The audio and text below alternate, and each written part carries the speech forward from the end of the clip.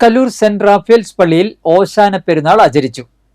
ഓശാന പെരുന്നാളിന്റെ ഭാഗമായി നടന്ന പ്രദക്ഷിണത്തിൽ ഇടവകാംഗങ്ങൾ ഓശാന സ്തുതികളോടെ അണിനിരന്നു.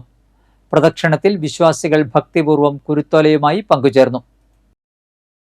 വരാക്കര സൗത്ത് ഇൻഫന്റ് ജീസസ് പള്ളിയിൽ ഓശാന ഞായർ തിരുക്കർമ്മങ്ങൾ നടന്നു. വികാരി ഫാദർ ജെയ്സൺ ചിറ്റിലപ്പള്ളി മുഖ്യകാർമ്മികത്വം വഹിച്ചു.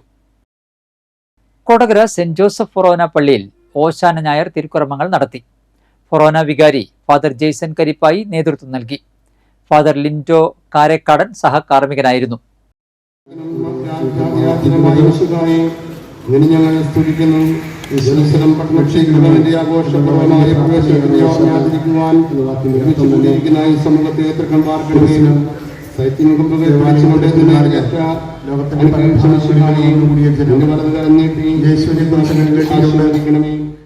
പുതുക്കാട് തെക്കേത്തുറവ് സെന്റ് ആന്റണീസ് പള്ളിയിൽ ഓശാന തിരുക്കർമ്മങ്ങൾ നടന്നു.